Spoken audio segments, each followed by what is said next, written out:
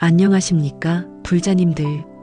오늘도 이렇게 함께 앉아 부처님의 말씀을 나눌 수 있어 참으로 감사하고 기쁜 마음입니다. 요즘 바깥을 걷다 보면 어느새 꽃이 피어 있습니다. 겨울 내내 단단하게 웅크리고 있던 나뭇가지의 연한 초록빛 잎이 돋아나고 길가에는 이름 모를 꽃들이 소리 없이 피어납니다. 봄이 왔습니다. 그런데 불자님들, 이 봄을 맞이하면서 마음속에 묘한 감정이 올라오신 적 없으십니까? 꽃은 피어 있는데 마음은 왠지 무겁고 자연은 새로 시작하는 것 같은데 나는 여전히 제자리인 것 같은 그 느낌 말입니다. 봄이 반갑기도 하지만 어딘가 모르게 쓸쓸하기도 한 그 감정. 그런 경험 있으십니까? 사실 이 계절에는 그런 마음이 드는 것이 자연스럽습니다. 청명과 한식이 찾아오는 시기이기 때문입니다. 청명은 하늘이 맑아지고 만물이 깨어나는 절기입니다. 한식은 그 청명 무렵에 찾아오는 날로 오래전부터 우리 조상들이 먼저 떠난 이들을 기리며 산소를 찾고 마음을 모으던 날입니다. 꽃피는 봄날에 조상을 생각하는 것, 살아있는 자가 떠난 자를 기억하는 것, 이 두 가지가 겹치는 시간이 바로 지금 이 계절입니다. 그래서인지 이 시기가 되면 마음이 조금 복잡해집니다. 돌아가신 부모님 생각이 나기도 하고 먼저 떠난 형제나 친구가 떠오르기도 합니다. 젊은 시절 함께 웃었던 얼굴들이 어디선가 스쳐 지나가는 것 같기도 하고 나 자신도 언젠가는 이 자리를 떠나겠구나 하는 생각이 조용히 찾아오기도 합니다. 그런데 불자님들, 바로 그 마음이 소중합니다. 그 무거움, 그 그리움, 그 조용한 서글픔, 그것이 오히려 삶을 깊이 들여다보게 만드는 문이 됩니다. 부처님께서는 평생 동안 바로 그 마음의 문에서 가르침을 시작하셨습니다. 삶이 무엇인지, 죽음이 무엇인지, 우리는 어디서 와서 어디로 가는지, 그리고 그 가운데서 어떻게 살아야 하는지를 말씀해 주셨습니다. 오늘 이 시간에는 청명과 한식이라는 이 특별한 계절을 통해 부처님의 가르침을 함께 살펴보려 합니다. 단순히 절기 이야기를 하려는 것이 아닙니다. 이 봄날이 우리에게 건네는 깊은 메시지, 조상을 기리는 마음속에 담긴 불교의 지혜, 그리고 지금 이 순간을 어떻게 살아야 하는가에 대한 부처님의 말씀을 진심으로 나누어 드리려 합니다. 법구경에는 이런 말씀이 있습니다. 모든 것은 마음이 앞서간다. 마음이 주인이 되고 마음이 만들어낸다. 맑은 마음으로 말하고 행동하면 행복이 그림자처럼 따라온다. 불자님들, 오늘 이 시간이 바로 그 맑은 마음을 찾는 시간이 되기를 바랍니다. 봄바람처럼 조용히, 꽃잎처럼 부드럽게 부처님의 말씀이 여러분의 마음속에 스며들기를 바라면서 지금부터 함께 걸어가 보겠습니다. 청명과 한식이 되면 전국 곳곳의 산소에 사람들이 찾아옵니다. 아침 일찍 음식을 준비하고 차를 몰아 먼 길을 달려 산 중턱의 묘소 앞에 섭니다. 풀을 베고 절을 올리고 조용히 손을 모읍니다. 말 한마디 없이 그냥 서 있는 사람도 있습니다. 그 침묵 속에 얼마나 많은 말이 담겨 있는지 모릅니다. 불자님들, 이런 장면을 보신 적 있으십니까? 혹은 여러분 자신이 그 자리에 서 계신 적 있으십니까? 살아있는 동안 다 하지 못했던 말, 전하지 못했던 마음, 그때는 몰랐던 감사함, 그런 것들이 한꺼번에 밀려오는 자리가 바로 그곳입니다. 그렇다면 불교에서는 이 청명과 한식을 어떻게 바라볼까요?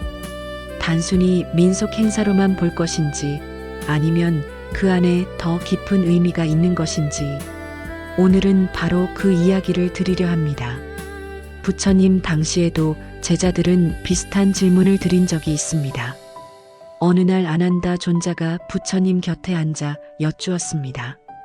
아난다가 조심스럽게 입을 열었습니다. 부처님, 사람들은 왜 해마다 먼저 떠난 이들을 기억하고 기립니까? 그분들은 이미 이 세상을 떠나셨는데 지금 우리가 그분들을 기억한다고 해서 그분들께 무슨 의미가 있겠습니까? 부처님께서 잠시 조용히 계시다가 말씀하셨습니다. 아난다야, 내가 지금 묻는 것은 떠난 이들을 위한 것이냐? 아니면 남아있는 이들을 위한 것이냐? 아난다가 고개를 갸웃하며 다시 여쭈었습니다. 그것이 무슨 말씀이십니까? 부처님께서 말씀하셨습니다. 사람이 먼저 떠난 이를 기억할 때 그것은 떠난 이만을 위한 것이 아니다. 기억하는 자 스스로가 그 기억을 통해 지금을 돌아보게 된다. 나는 어떻게 살고 있는가? 나는 무엇을 남기고 있는가? 나는 지금 바르게 걷고 있는가? 그 물음이 바로 살아있는 자를 깨어있게 만드는 힘이다. 아난다가 천천히 고개를 끄덕이며 말했습니다. 그렇다면 조상을 기리는 것이 곧 자기 자신을 돌아보는 수행이군요. 부처님께서 따뜻하게 웃으시며 말씀하셨습니다. 그렇다.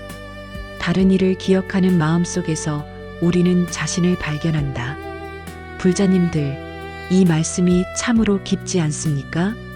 우리가 산소를 찾고 절을 올리는 그 행위 자체가 사실은 나 자신에게 던지는 질문이라는 것입니다. 저 자리에 누워 계신 분들도 한때는 나처럼 밥을 먹고 걱정을 하고 사랑을 하고 후회를 하며 살았습니다. 그분들의 삶이 곧 나의 거울입니다. 여기서 하나의 비유를 들어보겠습니다. 봄이 되면 농부는 들판에 나갑니다. 겨우내 얼었던 땅이 녹고 흙이 부드러워지는 이 계절에 씨앗을 심습니다.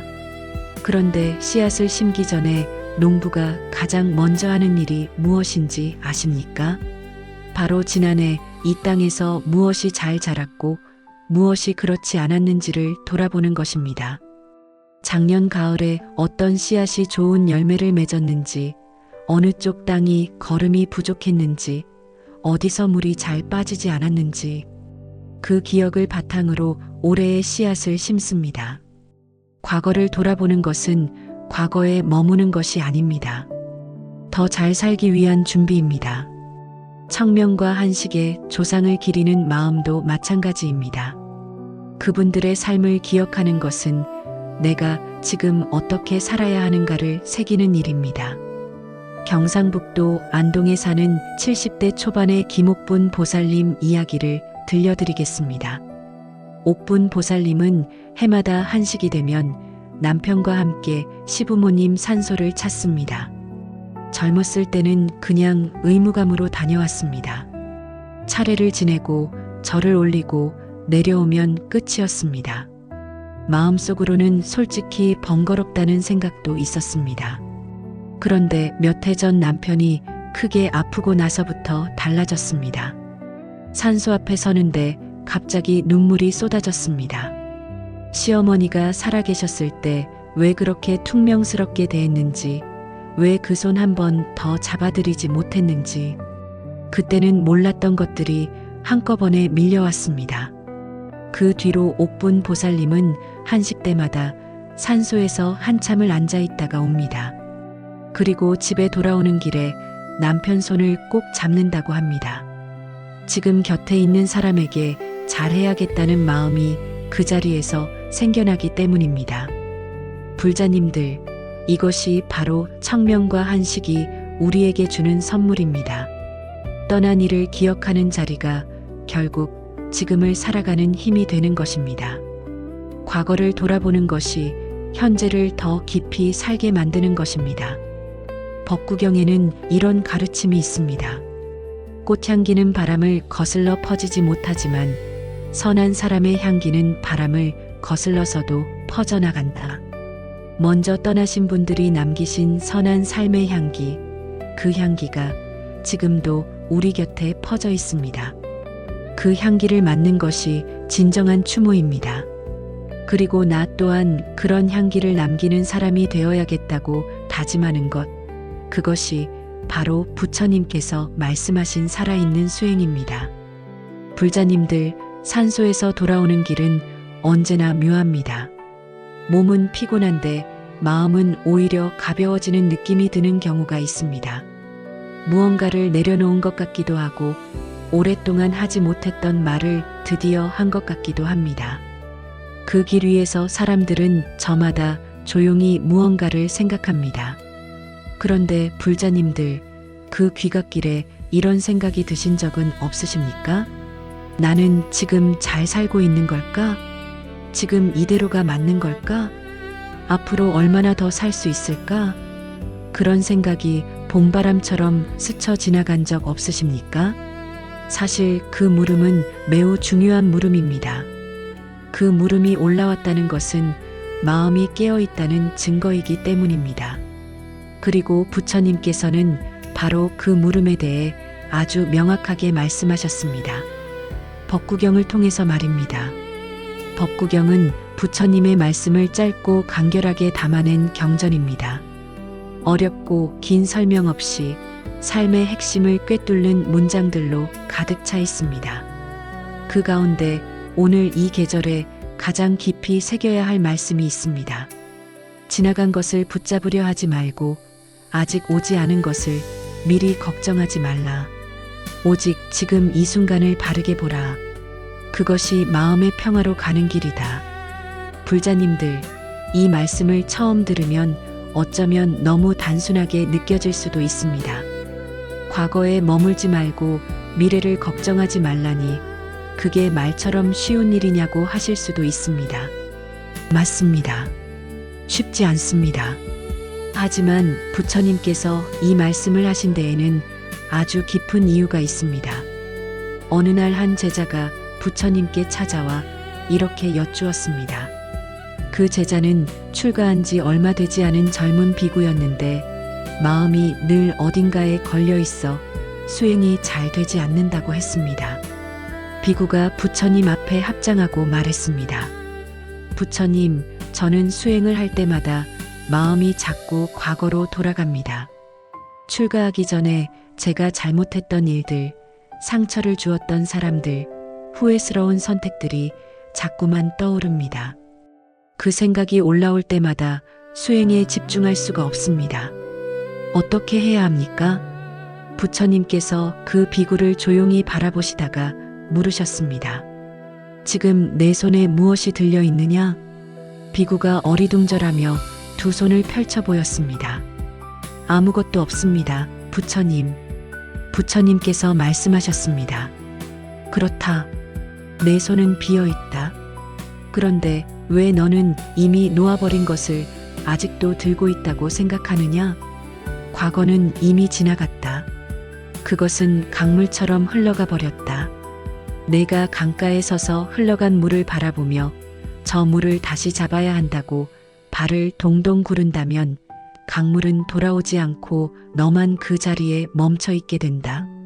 수행이란 흘러간 물을 붙잡는 것이 아니라 지금 발밑을 흐르는 물을 느끼는 것이다. 비구가 깊이 고개를 숙이며 말했습니다. 그렇다면 부처님, 과거의 잘못은 그냥 잊어버려도 됩니까? 부처님께서 고개를 저으시며 말씀하셨습니다. 잊으라는 것이 아니다. 과거를 통해 배우되 과거 속에 살지 말라는 것이다. 불꽃이 어둠을 밝히기 위해서는 지금 이 자리에서 타올라야 한다. 어제의 불꽃이 오늘의 어둠을 밝힐 수는 없다. 불자님들, 이 말씀이 마음에 닿으십니까? 과거를 통해 배우되 과거 속에 살지 말라. 이것이 법구경이 우리에게 전하는 현재의 가르침입니다. 여기서 하나의 비유를 들어보겠습니다. 봄이 되면 나무는 새 잎을 틔웁니다. 그런데 나무는 지난 겨울의 찬바람을 기억하면서 잎을 틔우지 않습니다. 겨울이 혹독했든 포근했든 봄이 오면 나무는 그냥 잎을 냅니다. 지금 땅속에서 올라오는 물기와 햇살의 온기에 반응할 뿐입니다. 지난 계절의 상처가 깊었던 나무도 봄이 되면 어김없이 새 잎을 냅니다. 그것이 자연의 이치입니다. 사람도 마찬가지입니다. 지난 시간이 아무리 힘들었어도 지금 이 순간에 집중할 수 있다면 새로운 잎을 틔울 수 있습니다. 과거의 무게가 아무리 무거워도 지금 이 자리에서 바르게 서 있을 수 있다면 다시 시작할 수 있습니다. 봄은 과거를 묻지 않습니다. 그냥 옵니다. 그리고 새롭게 시작할 기회를 줍니다. 충청남도 공주에 사는 60대 중반의 이정숙 보살님 이야기를 드리겠습니다. 정숙 보살님은 몇 년 전 막내 아들과 크게 다툰 뒤로 연락이 끊어졌습니다. 무슨 말을 어떻게 했는지는 기억도 잘 나지 않는데 그냥 서로 상처를 주고받다가 그렇게 되어버렸습니다. 그 뒤로 정숙 보살님은 그날의 다툼을 수백 번도 더 되돌아봤습니다.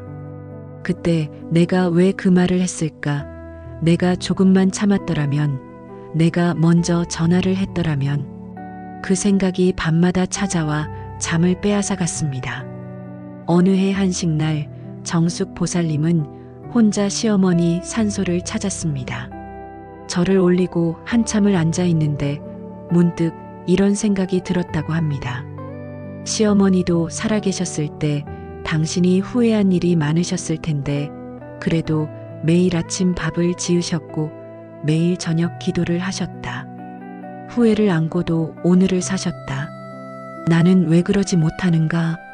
그날 이후 정숙 보살님은 아들에게 짧은 문자를 보냈습니다. 잘 지내고 있느냐? 밥은 먹고 다니느냐? 거창한 사과도 아니고 긴 설명도 아니었습니다. 그냥 지금 이 순간 떠오른 마음을 그대로 보낸 것입니다. 아들에게서 답장이 왔습니다.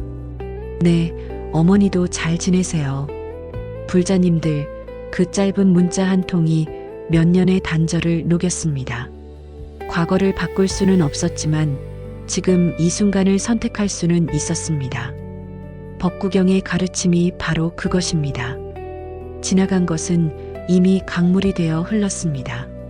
지금 내 손이 닿을 수 있는 것은 오직 이 순간뿐입니다. 청명과 한식이 찾아오는 이 봄날, 혹시 마음속에 오래 묵은 후회가 있으십니까? 오래전에 상처를 주었던 누군가에 대한 미안함이 있으십니까? 아니면 스스로에게 너무 오래 가혹하게 굴고 있지는 않으십니까? 부처님께서는 말씀하셨습니다. 지금 이 순간을 바르게 보라. 그것이 마음의 평화로 가는 길이다. 지금 이 순간 여러분의 마음속에 무엇이 있는지 조용히 들여다보십시오. 그리고 흘러간 강물은 강물대로 흘러가도록 두십시오.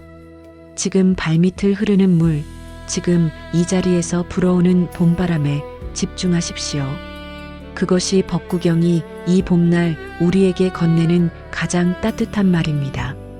불자님들, 살다 보면 도무지 이해가 되지 않는 일들이 있습니다.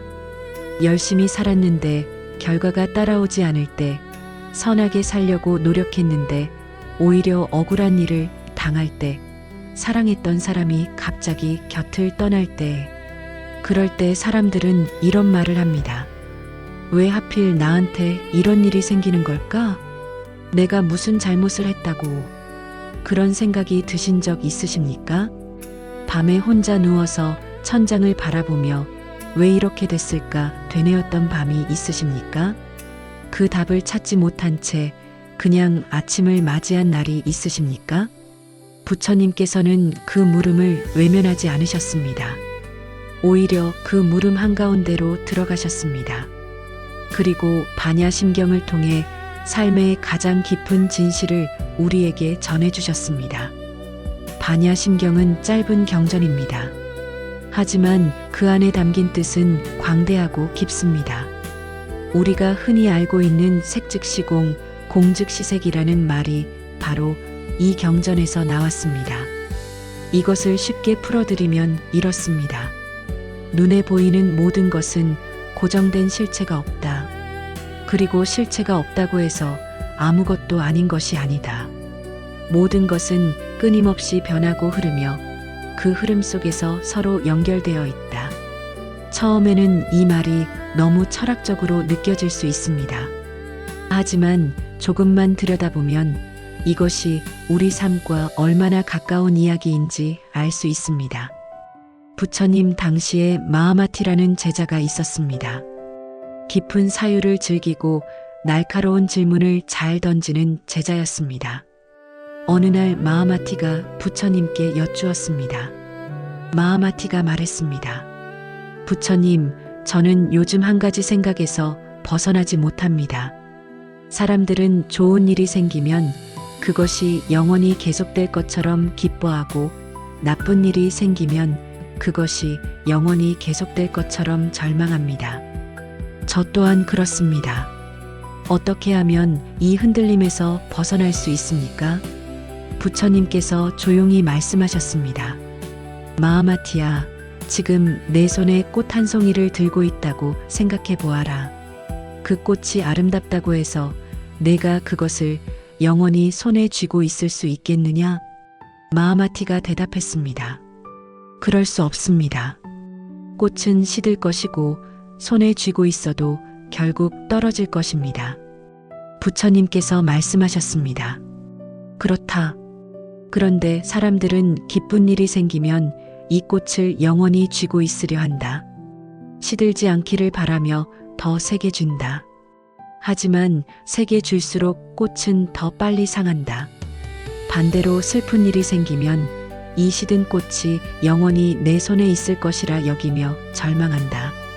하지만 시든 꽃도 결국 떨어진다. 모든 것은 변한다. 좋은 것도 영원하지 않고 나쁜 것도 영원하지 않다. 이것을 아는 것이 지혜의 시작이다. 마하마티가 다시 물었습니다. 그렇다면 부처님, 모든 것이 변하고 사라진다면 우리가 애쓰며 살아야 할 이유가 있습니까? 결국 다 사라질 것이라면 지금 선하게 사는 것이 무슨 의미가 있습니까? 부처님께서 잠시 미소를 지으시며 말씀하셨습니다. 마하마티야, 봄에 피는 꽃이 가을에 진다고 해서 그 꽃이 피어 있는 동안 아름답지 않았느냐? 꽃이 지기 때문에 그 꽃이 피어 있는 순간이 더 소중한 것이다. 사람의 삶도 마찬가지다. 사라지기 때문에 소중하다. 변하기 때문에 지금 이 순간에 최선을 다해야 한다. 그리고 내가 지금 심는 선한 씨앗은 사라지지 않는다. 형태는 변할지언정 그 흐름은 계속된다. 불자님들, 이 말씀이 마음에 닿으십니까? 사라지기 때문에 소중하다. 변하기 때문에 지금이 중요하다. 이것이 반야심경이 우리에게 전하는 핵심입니다. 여기서 하나의 비유를 들어보겠습니다. 강물을 생각해 보십시오.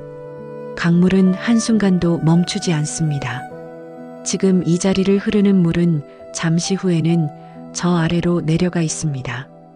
그렇다고 해서 강이 사라지는 것은 아닙니다. 물은 계속 흐르고 강은 계속 존재합니다. 다만 지금 이 자리의 물과 조금 전의 물은 같은 물이 아닙니다. 우리의 삶도 그 강물과 같습니다. 어제의 나와 오늘의 나는 연결되어 있지만 완전히 같은 존재가 아닙니다. 어제의 슬픔이 오늘도 그대로일 필요는 없습니다. 어제의 상처가 내일도 반드시 아파야 하는 것은 아닙니다. 강물이 흐르듯 삶도 흐릅니다. 그 흐름을 막으려 하지 말고 그 흐름과 함께 가는 것. 그것이 반야심경이 말하는 지혜입니다. 청명과 한식이 있는 이 봄날에 이 가르침은 더욱 깊이 다가옵니다. 꽃이 피고 지는 것처럼 사람도 오고 갑니다. 우리 곁을 떠난 분들도 그 흐름 속에 있습니다. 그분들이 사라진 것이 아니라 형태가 바뀐 것입니다. 그분들이 우리 곁에 살아계셨을 때 나누었던 따뜻한 말 한마디, 함께 나눈 밥 한 끼, 그 손길과 눈빛, 그것들은 지금도 우리 안에 살아 있습니다. 그것이 반야심경이 말하는 공즉시색입니다. 형태는 없어졌지만 그 영향은 여전히 이 세상 속에 존재합니다. 전라북도 전주에 사는 60대 후반의 박술래 보살님 이야기를 드리겠습니다. 술래 보살님은 3년 전에 남편을 먼저 보냈습니다. 50년 가까이 함께 살았던 사람이었습니다. 처음 1년은 정말 힘들었다고 합니다. 아침에 눈을 뜨면 옆자리가 비어 있고 밥을 차려도 혼자 먹어야 하고 텔레비전을 봐도 웃음을 나눌 사람이 없었습니다. 그 빈자리가 너무 커서 숨이 막힐 것 같았다고 했습니다. 그러다 어느 날 절에 갔다가 스님의 법문을 들었습니다. 스님께서 반야심경 말씀을 전하시면서 이렇게 말씀하셨다고 합니다. 떠난 분은 사라진 것이 아닙니다. 그분이 당신에게 심어준 것들이 지금 당신 안에서 살아 있습니다. 순례 보살님은 그 말씀을 듣고 한참을 울었다고 합니다. 그리고 집에 돌아와 남편 생각을 하나씩 떠올려 봤습니다. 남편이 입버릇처럼 하던 말이 있었습니다. 순례야, 밥 먹고 나서 꼭 좀 쉬어라. 몸이 재산이다. 그 말이 귓가에 들리는 것 같았습니다.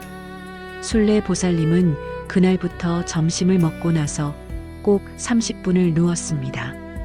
남편이 늘 당부했던 그 말을 이제야 실천하기 시작한 것입니다.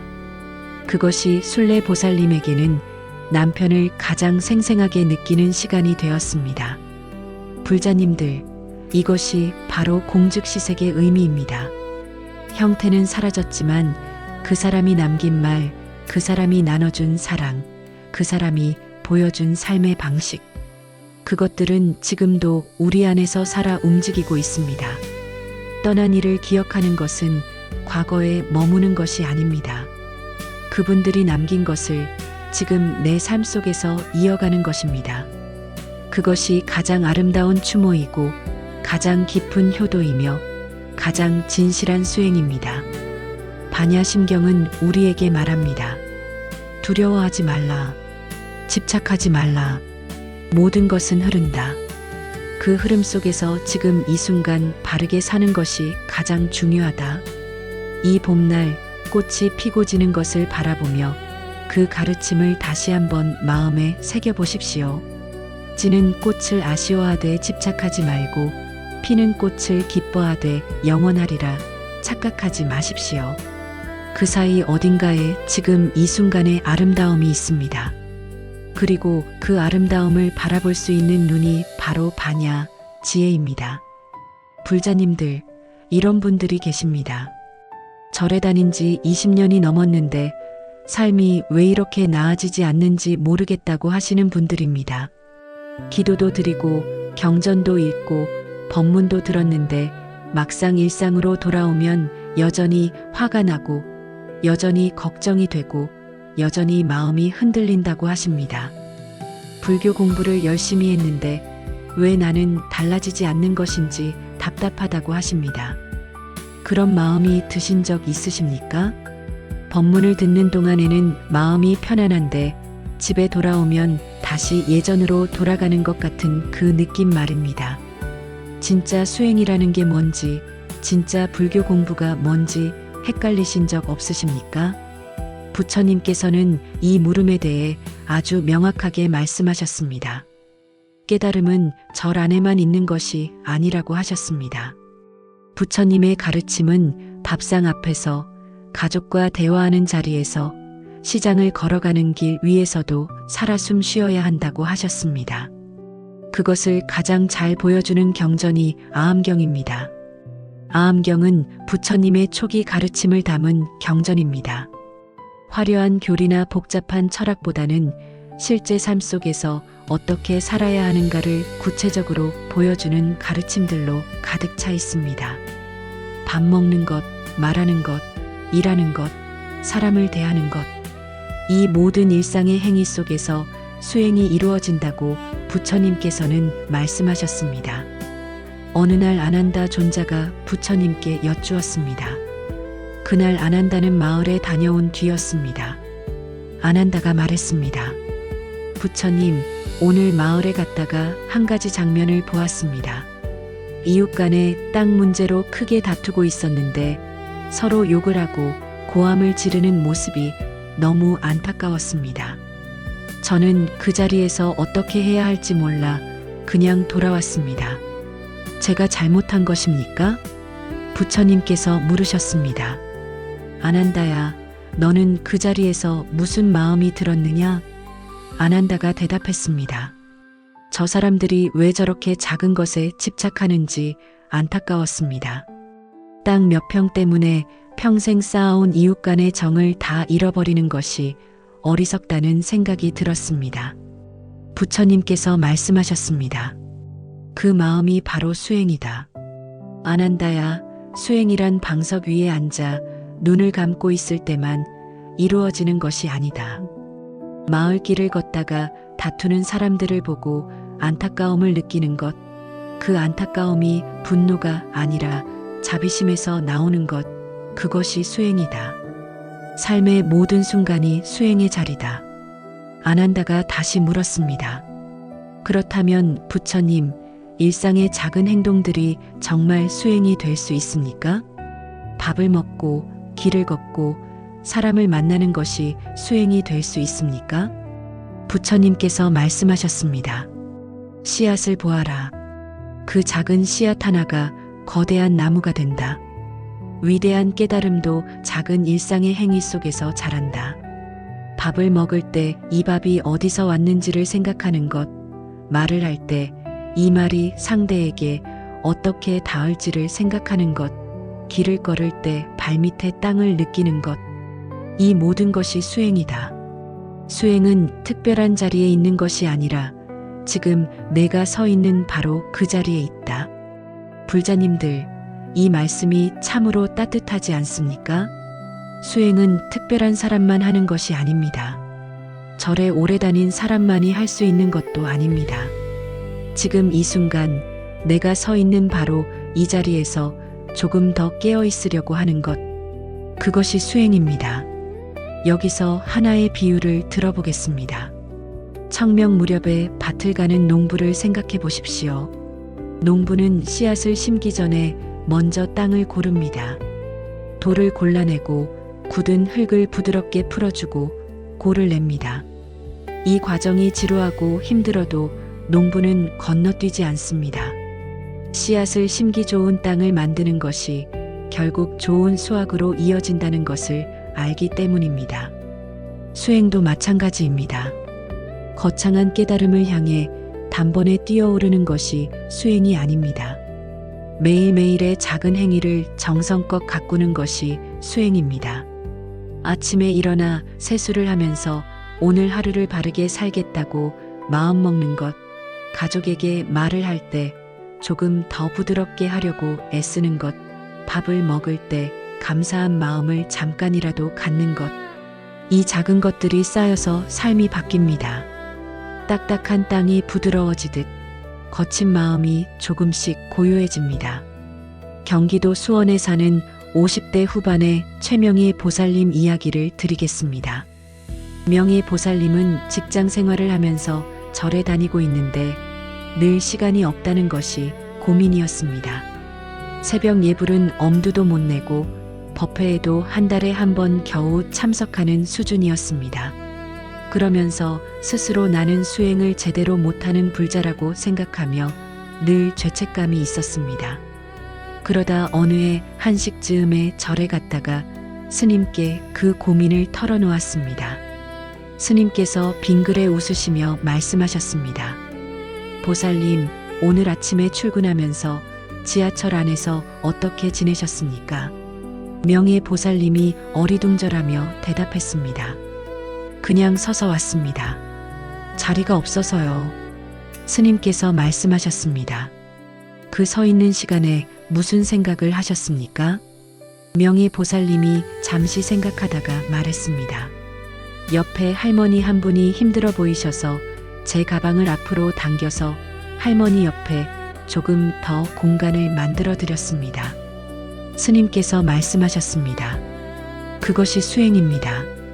그 순간 보살님은 다른 사람의 불편함을 느꼈고 그것을 덜어주려 했습니다. 그 마음과 그 행동이 바로 부처님의 가르침입니다. 수행은 절 안에만 있지 않습니다. 지하철 안에도 있고 부엌에도 있고 직장에도 있습니다. 명희 보살님은 그날 이후 생각이 달라졌다고 합니다. 절에 자주 못 가도 오늘 하루 한 가지만 조금 더 따뜻하게 살자고 마음 먹는다고 합니다. 출근길에 경비 아저씨께 인사를 드리는 것, 점심시간에 동료의 이야기를 조금 더 귀 기울여 듣는 것, 퇴근길에 남편에게 오늘 수고했다는 문자 한 통을 보내는 것. 그것이 명의보살님의 수행이 되었습니다. 불자님들, 청명과 한식이 찾아오는 이 봄날은 새로운 씨앗을 심는 계절입니다. 거창한 결심이 아니어도 됩니다. 대단한 수행이 아니어도 됩니다. 오늘 내 곁에 있는 사람에게 조금 더 따뜻한 말 한마디를 건네는 것, 오늘 내가 하는 일을 조금 더 정성껏 하는 것, 오늘 밥상 앞에서 이 음식이 내게 오기까지의 수고로움에 잠깐이라도 감사하는 것. 아함경은 말합니다. 바른 말, 바른 행동, 바른 생각. 이 세 가지가 일상 속에서 살아 숨쉴 때 삶은 조금씩 달라진다. 봄에 심은 씨앗이 가을에 열매가 되듯 오늘 내가 심는 작은 선한 행위가 내 삶을 조금씩 바꾸어 갑니다. 그 씨앗을 오늘 이 봄날에 심으십시오. 지금 이 자리에서 지금 이 순간에 심으십시오. 불자님들, 한 가지 솔직한 질문을 드려도 되겠습니까? 지금 가장 잘 해드리고 싶은 분이 계십니까? 부모님이든 형제든 자녀든 아니면 오래된 친구든 그분에게 마음속으로는 정말 잘 해드리고 싶은데 막상 얼굴을 마주하면 잘 되지 않는 경우가 있지 않으십니까? 말이 마음처럼 나오지 않고 표현이 어색하고 어쩌다 보면 오히려 상처를 주고 돌아서는 일이 생기기도 합니다. 가장 사랑하는 사람에게 가장 퉁명스럽게 대하는 자신을 보면서 왜 나는 이럴까 자책한 적 없으십니까? 정말 그렇지 않습니까? 이 계절에 조상을 기리면서 그런 마음이 더 깊어지는 경우가 있습니다. 돌아가신 분 앞에서는 이렇게 마음이 뜨거운데 지금 살아서 내 곁에 있는 사람에게는 왜 이렇게 표현이 안 될까? 그 괴리감이 마음을 무겁게 합니다. 부처님께서는 바로 그 마음을 아셨습니다. 그리고 그 마음을 어떻게 풀어야 하는지를 가르쳐 주셨습니다. 오늘은 조상을 기리는 진짜 의미, 그리고 지금 곁에 있는 사람을 어떻게 대해야 하는가에 대한 부처님의 말씀을 함께 나누겠습니다. 부처님 당시에 한 제가 신자가 찾아온 적이 있었습니다. 그는 마을에서 나름대로 성실하게 살아가는 중년의 남자였습니다. 해마다 조상 제사를 정성껏 지내고 절에도 자주 다니고 보시도 빠지지 않고 했습니다. 그런데 그의 얼굴에는 늘 어두운 그림자가 드리워 있었습니다. 그가 부처님 앞에 앉아 말했습니다. 부처님, 저는 해마다 조상님들께 정성껏 제사를 올립니다. 음식을 준비하고 절을 올리고 마음을 다합니다. 그런데 이상하게도 그 뒤에 마음이 더 무거워집니다. 뭔가를 다한 것 같은데 오히려 더 허전합니다. 제가 뭔가를 잘못하고 있는 것입니까? 부처님께서 그를 조용히 바라보시다가 물으셨습니다. 그대는 지금 집에 누가 있느냐? 남자가 대답했습니다. 늙으신 어머니와 아내, 그리고 아이들이 있습니다. 부처님께서 다시 물으셨습니다. 오늘 집을 나서면서 어머니께 인사를 드렸느냐? 남자가 잠시 머뭇거리다가 말했습니다. 어머니께서 아직 주무시고 계셔서 그냥 나왔습니다. 부처님께서 말씀하셨습니다. 그대는 이미 세상을 떠난 조상에게는 정성껏 음식을 올리면서 지금 살아서 그대 곁에 계신 어머니의 아침 인사는 건너뛰었구나. 남자가 고개를 숙이며 말했습니다. 그렇게 말씀하시니 부끄럽습니다.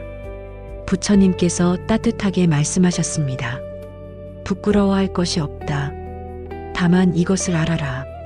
조상을 기리는 마음은 귀하다. 하지만 그 마음이 지금 살아있는 사람을 향하지 않는다면 절반의 공덕에 머문다. 돌아가신 부모님이 진정으로 바라시는 것은 성대한 제사상이 아니다. 지금 살아있는 자식이 건강하게 따뜻하게 서로 아끼며 사는 것이다. 그것이 가장 큰 효도이고 가장 진실한 추모다. 남자가 눈시울을 붉히며 말했습니다. 그렇다면 부처님, 저는 어떻게 해야 합니까? 부처님께서 말씀하셨습니다. 오늘 집에 돌아가거든 어머니 손을 한번 잡아드려라. 아내에게 오늘 수고했다는 말 한마디를 건네어라. 아이들의 눈을 바라보며 잘 있었느냐고 물어라. 그것이 내가 오늘 할 수 있는 가장 훌륭한 수행이다. 불자님들, 이 말씀이 마음에 닿으십니까? 돌아가신 분을 기리는 것도 중요합니다. 하지만 지금 내 곁에 살아있는 사람을 아끼고 따뜻하게 대하는 것, 그것이 부처님께서 말씀하신 진정한 공덕입니다. 여기서 하나의 비유를 들어보겠습니다. 한식 무렵에 산소를 찾아 벌초를 하는 모습을 생각해 보십시오. 먼 길을 달려 산을 오르고 무성하게 자란 풀을 베고 묘석을 닦고 정성껏 절을 올립니다. 그 정성이 얼마나 귀합니까? 그런데 그 산을 내려오는 길에 옆에 함께 온 가족에게는 말 한마디 없이 그냥 걷는 경우가 있습니다. 오르막길에서 힘들어하는 배우자에게 손을 내밀지 않고 다리가 아프다는 아이에게 짜증을 내기도 합니다. 산소에서는 그토록 정성을 다했는데 바로 곁에 있는 사람에게는 그 정성의 반도 쓰지 못하는 것입니다. 부처님께서는 말씀하셨습니다. 먼 곳을 향한 정성만큼 지금 곁에 있는 사람을 향한 정성도 귀하다. 아니, 지금 손이 닿는 자리에 있는 사람에게 따뜻하게 대하는 것이 더 긴급하고 더 소중하다. 왜냐하면 그 사람이 곁에 있는 시간은 영원하지 않기 때문이다. 강원도 춘천에 사는 70대 초반의 한정자 보살님 이야기를 드리겠습니다. 정자 보살님은 슬하에 3남매를 두었습니다. 세 자녀 모두 나름대로 바쁘게 살고 있고 명절이나 한식 때 잠깐씩 얼굴을 비추고 갑니다. 정자 보살님은 그때마다 음식을 잔뜩 준비하고 제사를 정성껏 지내고 아이들이 잘 먹고 잘 쉬다 가기를 바랍니다. 그런데 어느 해 한식날 큰아들이 제사를 마치고 나서 어머니 손을 잡으며 이렇게 말했습니다. 어머니, 저 어릴 때 어머니가 새벽마다 일어나셔서 저 도시락 싸주셨던 거 기억하세요? 그때는 그냥 당연한 줄 알았는데 지금 생각하면 얼마나 힘드셨을까? 감사합니다, 어머니. 정자 보살님은 그 말에 한참을 울었다고 합니다. 제사상을 차리는 것보다 그 말 한마디가 훨씬 더 가슴 깊이 닿았습니다. 평생 자식들을 위해 살아왔는데 그 수고로움을 알아준다는 것이 그토록 큰 위로가 될 줄 몰랐습니다. 불자님들, 지금 곁에 계신 부모님이 살아계십니까? 그렇다면 오늘 이 봄날이 지나기 전에 전화 한 통을 드리십시오. 밥은 드셨냐고, 몸은 괜찮으시냐고, 보고 싶다고. 그 짧은 말 한마디가 어떤 제사상보다 값집니다. 배우자가 곁에 있으십니까? 오늘 하루 수고했다는 말을 건네십시오. 고맙다는 말을 건네십시오. 그 말이 어색하게 느껴지더라도 한번 해보십시오. 처음에는 어색해도 2번, 3번 하다 보면 어느새 자연스러워집니다. 자녀가 있으십니까? 오늘 그 아이의 눈을 한번 바라봐 주십시오. 잘했다고, 고맙다고, 내가 있어서 든든하다고. 그 눈빛 하나, 그 말 한마디가 아이의 마음속에 평생 남습니다. 부처님께서 아함경에서 말씀하셨습니다. 가장 가까운 곳에서 선을 행하는 것이 가장 큰 공덕이다. 멀리서 찾을 것이 없다. 지금 내 곁에 있는 사람이 바로 내 수행의 도량이다. 불자님들, 청명과 한식은 단순히 조상을 기리는 날이 아닙니다.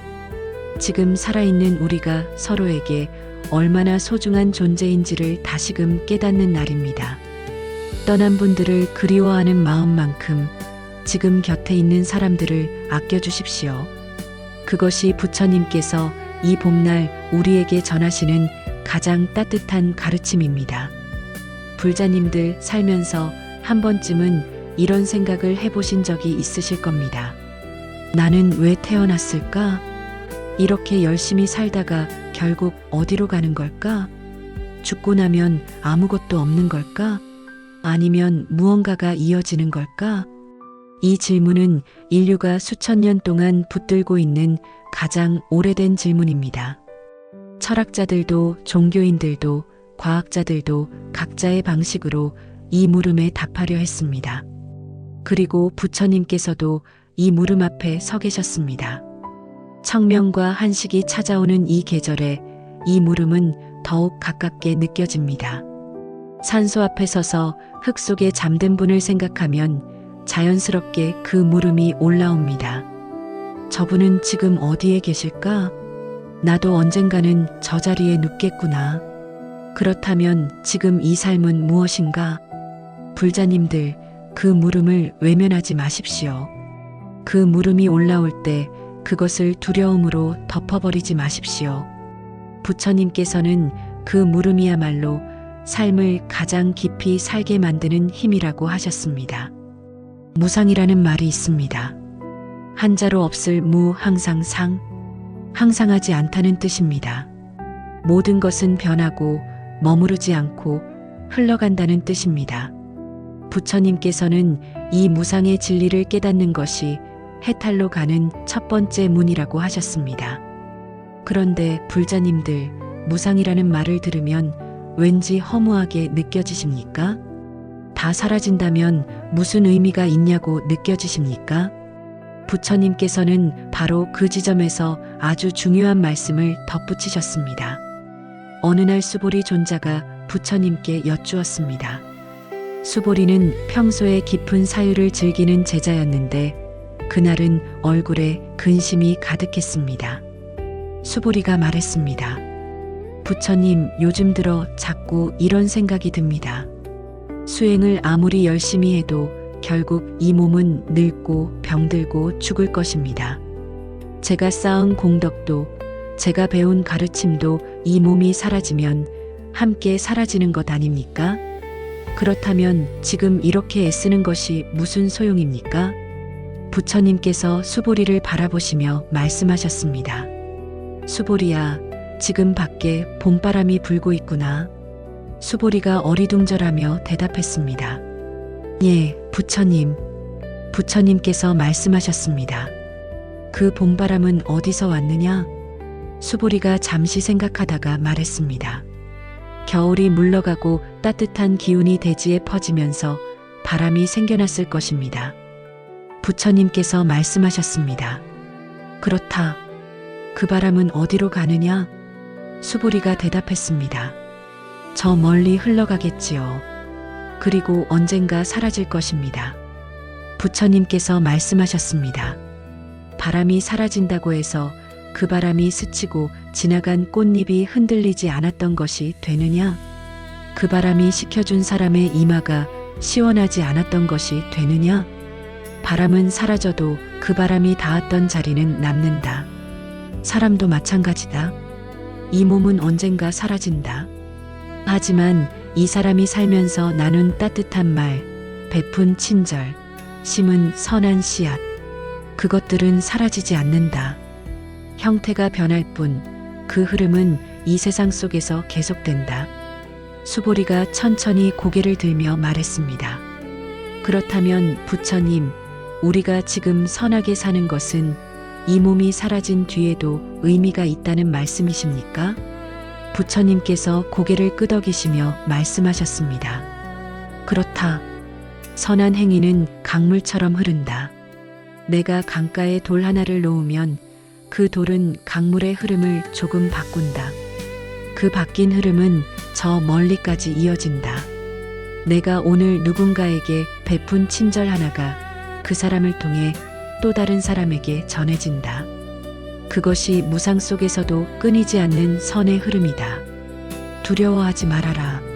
사라지는 것은 형태뿐이다. 선한 씨앗은 사라지지 않는다. 불자님들, 이 말씀이 얼마나 깊은 위로가 됩니까? 우리는 언젠가 이 자리를 떠납니다. 그것은 누구도 피할 수 없는 진실입니다. 하지만 우리가 살면서 나눈 따뜻함, 베푼 친절, 진심으로 사랑했던 마음, 그것들은 사라지지 않습니다. 우리가 떠난 뒤에도 이 세상 어딘가에서 계속 흐릅니다. 여기서 하나의 비유를 들어보겠습니다. 봄이 되면 벚꽃이 핍니다. 그 꽃이 피어 있는 시간은 고작 열흘 남짓입니다. 그 짧은 시간 동안 그토록 많은 사람들이 그 아래 모여 웃고 사진을 찍고 행복해합니다. 꽃이 진 뒤에도 사람들은 그 꽃을 기억합니다. 올해도 참 예뻤다고, 내년에 또 보자고 합니다. 꽃은 졌지만 그 꽃이 준 아름다움은 사람들의 마음속에 남아 있습니다. 꽃이 짧게 피기 때문에 더 아름답습니다. 영원히 피어 있는 꽃은 아무도 소중히 여기지 않습니다. 사라지기 때문에 소중한 것입니다. 사람의 삶도 그 꽃과 같습니다. 길든 짧든 이 세상에 피었다 지는 꽃입니다. 하지만 그 꽃이 피어 있는 동안 얼마나 아름답게 피었는가, 얼마나 많은 사람들에게 향기를 나누었는가, 그것이 그 사람의 삶이 남기는 것입니다. 그리고 그 향기는 꽃이 진 뒤에도 바람에 실려 퍼져나갑니다. 경상남도 진주에 사는 70대 중반의 육말순 보살님 이야기를 드리겠습니다. 말순 보살님은 젊은 시절부터 동네에서 소문난 분이었습니다. 넉넉하지 않은 살림이었는데도 어려운 이웃이 있으면 가진 것을 나누었고, 마을 어귀에 홀로 사는 노인이 있으면 밥을 지어다 드렸습니다. 그렇게 수십 년을 살아오셨습니다. 몇 해 전 말순 보살님이 많이 편찮으셔서 병원에 입원한 적이 있었습니다. 그런데 병문안을 오는 사람이 끊이지 않았습니다. 보살님이 베풀었던 밥을 먹었던 분들, 보살님의 말 한마디에 힘을 얻었던 분들, 심지어 보살님을 모르지만 보살님의 이야기를 들은 분들까지 찾아왔습니다. 병실에서 말순 보살님이 딸에게 이렇게 말씀하셨다고 합니다. 나는 내가 베푼 것들이 다 사라졌다고 생각했는데 지금 보니 하나도 사라지지 않았구나. 다 어딘가에 살아있었구나. 불자님들, 이것이 무상 속의 진실입니다. 형태는 변합니다. 몸은 늙고 결국 이 자리를 떠납니다. 하지만 우리가 살면서 심은 선한 씨앗은 사라지지 않습니다. 누군가의 마음 속에, 누군가의 삶 속에, 이 세상의 흐름 속에 남아 계속 이어집니다. 그렇기 때문에 지금 이 순간이 소중합니다. 오늘 내가 건네는 말 한마디, 오늘 내가 베푸는 친절 하나, 오늘 내가 짓는 미소 하나, 그것들이 내가 이 세상에 남기는 흔적입니다. 그 흔적이 나보다 오래 이 세상에 남아 누군가를 따뜻하게 할 것입니다. 무상을 두려워하지 마십시오. 변하는 것을 슬퍼하지 마십시오. 변하기 때문에 새로워질 수 있고 사라지기 때문에 소중할 수 있습니다. 그리고 선한 것은 형태가 변할 뿐 사라지지 않습니다. 부처님께서 법구경에서 말씀하셨습니다. 이 세상 모든 것은 무상하다. 지혜로운 자는 그것을 알고 슬퍼하지 않는다. 오히려 그 무상함 속에서 지금 이 순간을 더욱 깊이 살아간다. 불자님들, 이 봄날 꽃이 피고 지는 것을 바라보며 그 진리를 다시 한번 마음에 새기십시오. 꽃이 지는 것을 슬퍼하되 꽃이 피어 있는 지금 이 순간을 온전히 누리십시오. 그리고 오늘 내가 이 세상에 어떤 향기를 남기고 있는지를 조용히 들여다보십시오. 그것이 무상의 가르침이 우리에게 주는 가장 깊은 선물입니다. 불자님들, 오늘 이 시간 동안 함께 걸어온 길을 잠시 돌아보겠습니다. 청명과 한식이라는 이 봄날의 절기를 통해 우리는 참으로 많은 이야기를 나누었습니다. 조상을 기리는 마음, 지나간 것을 바라보는 지혜, 변하는 것들 속에서 변하지 않는 것을 찾는 눈, 그 모든 이야기가 결국 하나의 물음으로 모아집니다. 나는 지금 어떻게 살고 있는가? 이 물음이 오늘 이 시간의 가장 중심에 있었습니다. 그리고 부처님께서는 그 물음에 대해 명확하게 말씀하셨습니다. 거창한 수행이 아니어도 된다고, 특별한 자리가 아니어도 된다고, 지금 이 순간 이 자리에서 조금 더 깨어 있으면 된다고 하셨습니다. 오늘 우리가 함께 나눈 4가지 가르침을 마음에 담아드리겠습니다. 첫 번째는 기억하는 것이 곧 깨어 있는 것이라는 가르침입니다. 조상을 기리는 마음은 단순히 과거를 향한 것이 아닙니다. 먼저 떠난 분들의 삶을 돌아보면서 나는 어떻게 살고 있는가를 묻는 것입니다. 그 물음이 올라올 때 우리는 비로소 지금을 더 깊이 살게 됩니다. 산소 앞에서 흘리는 눈물, 그 눈물 속에 담긴 그리움과 반성과 다짐, 그것이 살아있는 자가 할 수 있는 가장 진실한 수행입니다. 부처님께서는 말씀하셨습니다. 다른 이를 기억하는 마음 속에서 우리는 자신을 발견한다. 이 봄날 조상을 떠올리는 그 마음이 곧 나를 깨우는 힘입니다. 두 번째는 지나간 것은 흘러가도록 두라는 가르침입니다. 법구경은 우리에게 말합니다. 과거에 머물지 말고 미래를 걱정하지 말고 오직 지금 이 순간을 바르게 보라고. 우리는 얼마나 많은 시간을 이미 지나간 일에 묶여서 보내고 있습니까? 그때 내가 왜 그 말을 했을까?